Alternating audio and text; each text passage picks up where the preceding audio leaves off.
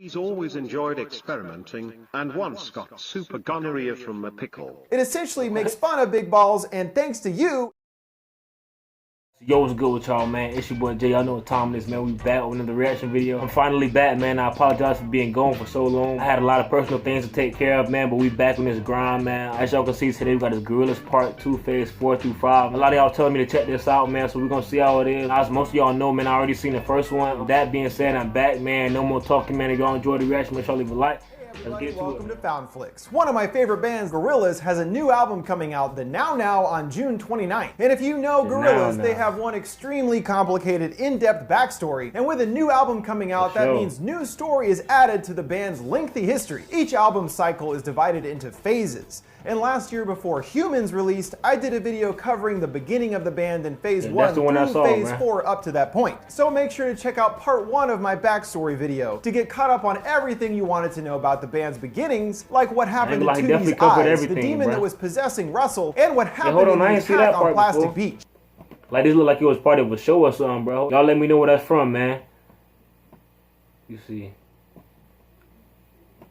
Video to get caught up on everything you wanted to know about the band's beginnings, like what happened to Tootie's eyes, the demon that was possessing Russell, and what happened in the attack on Plastic Beach. With this video, we will continue through the rest of Phase 4 and into the current Phase 5, bringing you up to date on all the latest going on in the Gorillaz story. Somebody said it's Phase 6 right now. Phase 5, Humans after all.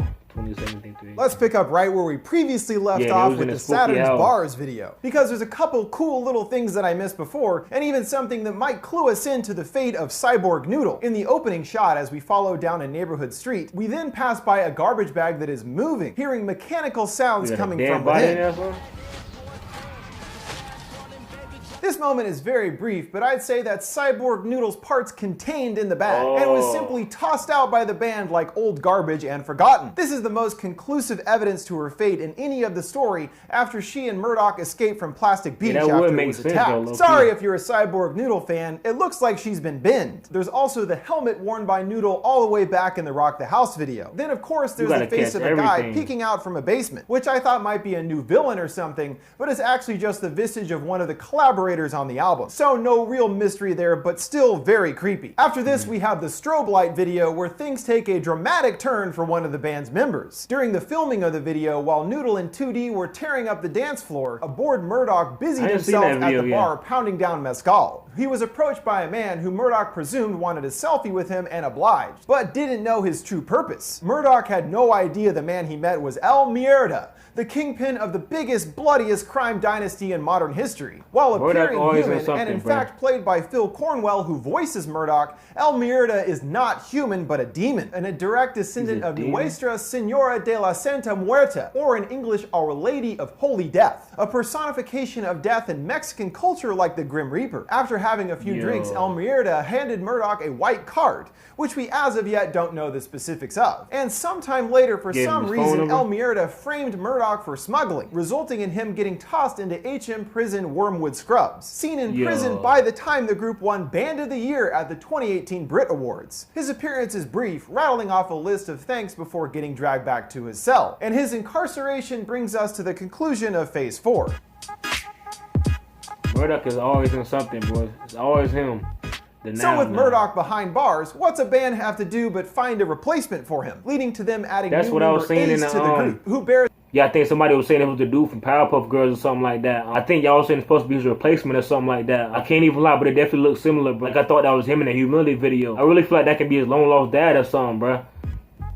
So with Murdoc behind bars, what's a band have to do but find a replacement for him, leading to them adding new member Ace to the group, who bears a striking resemblance to Murdoc with green skin, but with longer slick back hair and a greaser look. If he appears familiar, that's because Ace originated as a secondary villain in the Powerpuff Girls animated series. Ace was the leader of the Gangrene Gang, a group of hoodlums based in Townville who caused trouble for the girls. It might seem strange and specific for this crossover to occur, but there has already been some connections between between the two universes before now. Bro, In the Powerpuff Girls movie, I like that, a bro. newspaper features an ad for the Gorillaz live show, as well as way back in Phase 1, 2D is seen sporting a Mojo Jojo t-shirt. So there has been some crossover before now, but adding Ace to the band is obviously to a much larger extent than previously. The real life reason behind this is Gorillaz masterminds Jamie Hewlett and Damon Albarn are good friends with Powerpuff Girls creator Craig McCracken, and he authorized Ace's appearance with the group. As far as in the story how he came to join the group, there is some conflicting information. Murdoc claims that Ace is a close personal friend of his, but there's evidence that it was actually Noodle who brought him into the band. Ace's first appearance was teased with Noodle in a picture of the two posted by Jamie,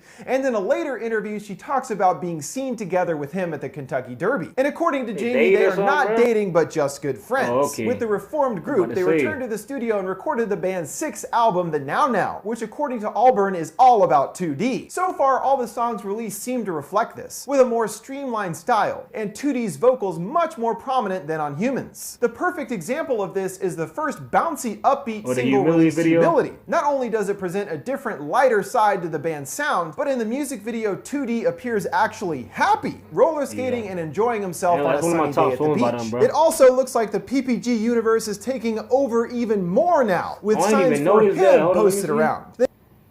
Hold up, say it was for him, but I wonder what that's supposed to mean, man. Let me see. Happy, roller skating and enjoying himself on a sunny day at the beach. It also looks like the PPG universe is taking over even more now, with signs for him posted around. The name of another Powerpuff Girls villain. And even Jack Black is wearing a shirt emblazoned with Save Us from him. So perhaps we might be seeing more crossovers coming soon. But an even more noticeable change is in 2D's appearance, specifically his eyes. Every time he's been seen, his eyes are black, caused by that car accident years ago. Yet here they are white, which look kind of out of place considering what we're used to seeing. And I think that's kind of the whole point here. 2D is feeling different for a major reason. Murdoc isn't around to dominate and bully him. Without Murdoc, 2D can do what he wants and be who he wants to be for the first time in a long time. And now even if Ace isn't quite as much of a bully, he's still a jerk. Seen popping a basketball with a switchblade, ruining some bro's game, and watching it fly away with glee. However, it looks like Russell isn't too pleased with his new look, tripping 2D near the end of the song, causing his eyes to blink back to black as he scurries off and loses his balance. His entire good mood prevalent in the song has... Yeah, I think somebody said Russell was trying to bring back the reality right there. Because I guess he was just forgetting about everything, man.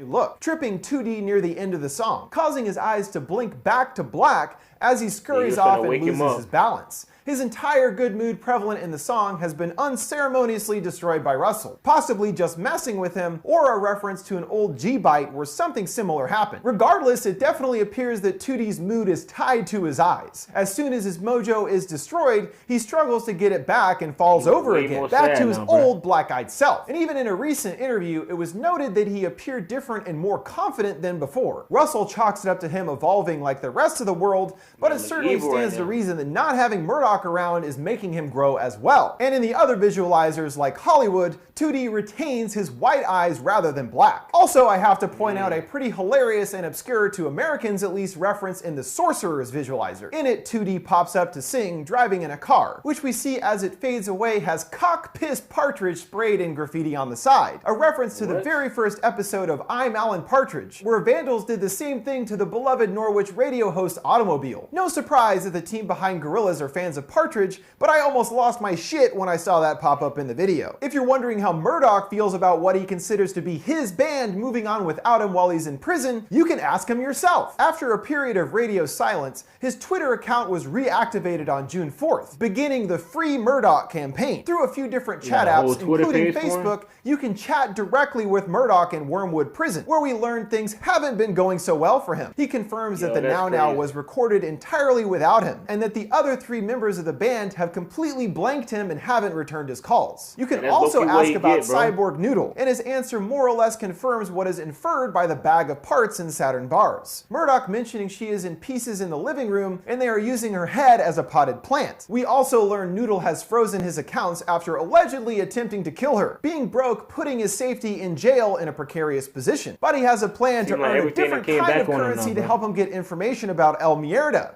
Respect. At the moment, the most powerful powerful prisoner is a long-haired man called Big Balls McGinnis. So Murdoc's hope is to get you to hack the Wormwood PA system in order to incite a fight with Big Balls, which you do by entering the warden's account information, then after entering a few words Mad Lib style, hear the broadcast over the prison's PA. He's always enjoyed experimenting, and once got super gonorrhea from a pickle. It essentially makes fun of Big Balls, and thanks to you, it looks like Murdoc will get his fight. If victorious, the respect he earns would allow him to learn more information on Al Mierda, to hopefully learn why he was framed, and of course he is now a target of revenge for Murdoc as well. The communication ends with him saying to check back in mid-July for more. So when that rolls around, Inmate 24602 is forever in your debt, which he will most certainly not pay back. He asks that you remain stand by until mid-July when he may need your help. In the meantime, let's do that what Gorillaz have been getting up to without him. Oh, so that's a little Facebook chat. Hey, that's dope how they got a whole little chat like that, man.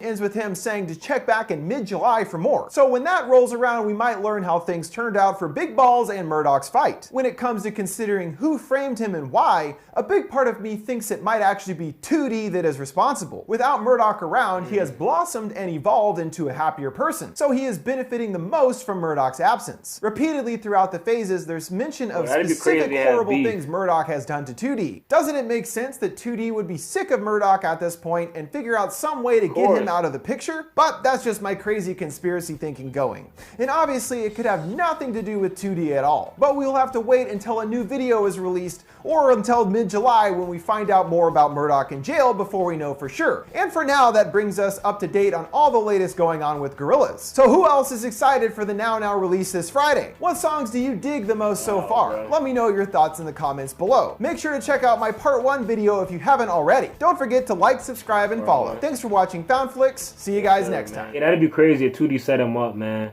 Alright, so we're going to end it right there, man. Now, like I said, man, I already reacted to the first one. Y'all let me know if there's any more backstory videos I can check out, man. But yeah, I definitely needed these, man. That being said, it was a dope video, man. And we're talking, if y'all enjoyed the reaction, make sure to leave a like. We out, man.